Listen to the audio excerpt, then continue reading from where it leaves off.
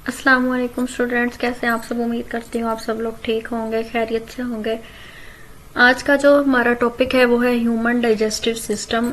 इंसानों के अंदर जो निज़ाम इंहज़ाम है, यानी कि खुराक को हजम करने का जो निज़ाम है, उसके बारे में आज हम पढ़ेंगे।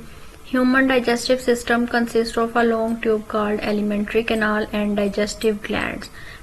अब ह्यूमन डाइजेस्टिव सिस्टम जो है वो उसके अंदर क्या चीज है, एक लॉन्ग ट्यूब है जिसको हम एलिमेंट्री कैनाल बोलते हैं और कुछ डाइजेस्टिव ग्लैंड्स हैं।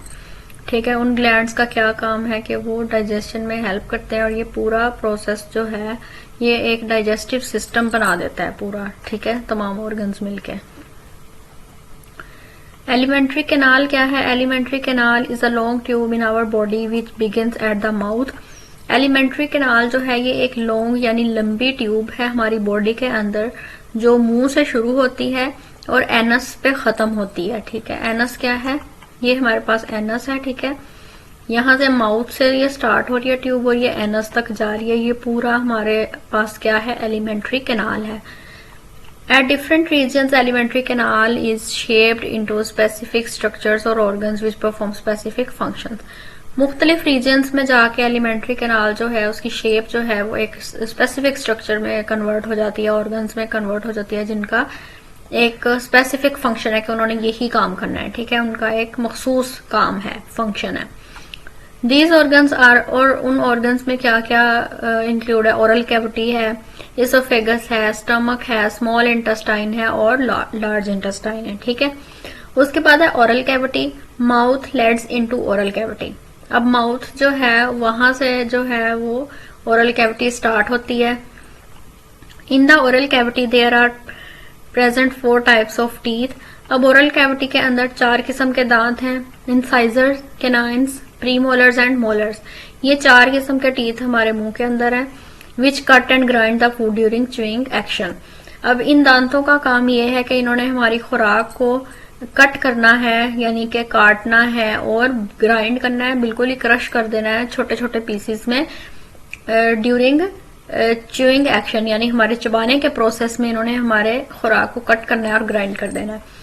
Eight floor of the oral cavity, oral cavity के फ्लोर पे नीचे वाली सतह पे देयर इज अ टंग, एक जुबान है, विच हैज टेस्ट बर्ड्स, उसके ऊपर टेस्ट बर्ड्स हैं। ठीक है, to taste different kind of foods. और उन टेस्ट बर्ड्स का क्या काम है कि वो डिफरेंट फूड्स जो है मुख्तलिफ फूड्स को टेस्ट करते हैं, उनका जायका चखते हैं और उनको टेस्ट बर्ड्स जो है वो हमें सिग्नल देते हैं कि इसका जायका किस तरह का है। There are 3 pairs of salivary glands which open in oral cavity to secrete saliva. अब स्लाइवरी ग्लैंड्स जो है उसके 3 पेयर हैं जो ओरल कैविटी में ओपन होते हैं और वो क्या करते हैं? स्लाइवा सिक्रीट करते हैं। स्लाइवा क्या है? जो हमारे मुंह में पानी आता है उसको हम स्लाइवा बोलते हैं। You will learn about salivary glands and saliva in section 4.2। अब 4.2 में हम स्लाइवा और स्लाइवरी ग्लैंड्स के बारे में थोड़ा सा डिस्कस करेंगे। Chewing activity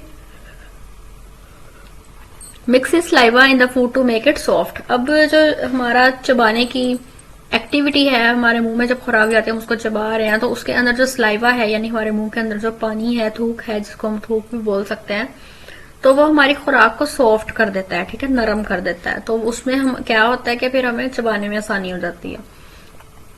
the well chewed and soft food is swallowed into the oesophagus. अब जो हमने अच्छी तरह जिस चीज को चबा लिया है या फिर वो चीज फूड जो है वो सॉफ्ट हो गई है, तो उसको हमने इसोफेगस में आगे गुजार लिया। ठीक है, इसोफेगस में, वहां से वो फेरंक्स में।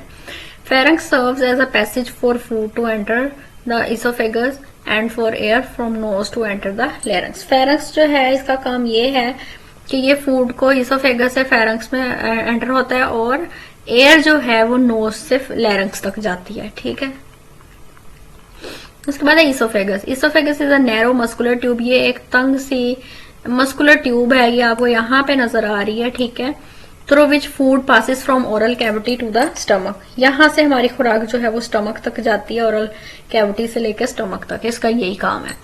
उसके बाद है stomach. Stomach is a bag shaped structure. इसका एक बैग शेप स्ट्रक्चर है। It's walls secrete a liquid called gastric juice. और स्टमक की जो वॉल्स हैं एक लिक्विड प्रोड्यूस करती हैं, सिक्रीट करती हैं, जिसको हम गैस्ट्रिक जूस बोलते हैं। Gastric juice consist of hydrochloric acid. अब गैस्ट्रिक जूस के अंदर हाइड्रोक्लोरिक एसिड है, एंजाइम्स प्रेजेंट है और वाटर प्रेजेंट है। The muscular action of stomach walls mixes the food with enzyme and hydrochloric acid. Muscular action stomach का क्या है, स्टमक वॉल्स का क्या है कि ये खुराक को एंजाइम्स और हाइड्रोक्लोरिक एसिड के साथ मिक्स कर देती हैं। The acid helps to kill the germs present in food. अब एसिड का काम ये होता है कि खुराक के अंदर जितने भी जर्म्स प्रेजेंट हैं उनको खत्म कर दें, मार दें। और एंजाइम्स को क्या है, एंजाइम्स को छोटे छोटे पीसेस में ब्रेक कर दें। ठीक है। The food stage about 4 hours in stomach. हमारी जो खुराक हम खाते हैं वो तकरीबन 4 घंटे हमारे स्टमक के अंदर रहती है। ठीक है, ये आपको एमसीक्यूज में भी पूछा जा सकता है। A semi liquid food is released from stomach. अब एक सेमी लिक्विड फूड जो है वो हमारे स्टमक से बाहर निकलती है, यानी सेमी लिक्विड ना वो पूरी तरह लिक्विड होती है ना वो सॉलिड होती है, थोड़ी बहुत लिक्विड यानी कि पतली सी कोई चीज खुराक की, वो हमारे स्टमक से रिलीज होती है और स्मॉल इंटेस्टाइन में चली जाती है। स्मॉल इंटेस्टाइन क्या है? Small intestine is coiled muscular tube. ये एक क्वाइल्ड मस्कुलर ट्यूब है। It is about 6 to 7 metre long. ये 6 से 7 मीटर लंबी है। The first part of small intestine gets bile from the gall bladder. जो स्मॉल इंटेस्टाइन का फर्स्ट पार्ट है वो गॉल ब्लैडर से बाइल लेती है। ठीक है। And pancreatic juice from pancreas. और पैंक्रियास से क्या लेती है? Pancreatic juice. The enzymes present in pancreatic juice complete the digestion in small intestine. अब जो एंजाइम्स हैं पैंक्रियाटिक जूस में प्रेजेंट होते हैं ऑलरेडी, वो क्या करते हैं? वो स्मॉल इंटेस्टाइन के अंदर डाइजेशन का प्रोसेस करते हैं। The second part of small intestine has millions of टिनी finger like projections called villi. अब हमारे पास जो स्मॉल इंटेस्टाइन का दूसरा पार्ट है उसके अंदर मिलियंस ऑफ टिनी फिंगर लाइक यानी एक उंगली फिंगर लाइक छोटे छोटे से प्रोजेक्शंस हैं जिनको हम विलाई बोलते हैं। ठीक है। और ये एक विलस यानी एक सिंगल विलाई जिसको हम विलस बोलते हैं वो उन्होंने दिखाया है, लेकिन जूम करके दिखाया हुआ है। ठीक है, यहाँ पे। लेकिन ये एक इस तरह की छोटी सी आउटग्रोथ होती है। ठीक है, ये एक सरफेस है फॉर एग्जांपल और उसके ऊपर एक छोटी सी आउटग्रोथ है फिंगर लाइक प्रोजेक्शन। ठीक है, तो इस तरह ये इसका स्ट्रक्चर है। उसके अंदर millions of tiny finger like projections हैं जिनको हम विलाई बोलते हैं। Each villus consist of tiny blood vessels. एक विलस के अंदर जो है वो छोटी छोटी सी ब्लड वेसल्स हैं। ठीक है।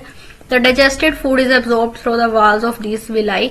अब उस विलाई की वॉल्स के जरिए खाना जो है वो डाइजेस्ट होता है, एब्जॉर्ब होता है और वहां से ब्लड के अंदर वो जज़ब होकर चला जाता है ब्लड के अंदर। ठीक है। The undigested food particles are passed on into the large intestine. और जो बाकी अनडाइजेस्टेड फूड है जिसको हम हजम नहीं कर पाते या जो हमारे किसी काम का नहीं होता उसको लार्ज इंटेस्टाइन में भेज दिया जाता है। लार्ज इंटेस्टाइन क्या है? Some water and mineral salts are also absorbed into the blood through the walls of large intestine.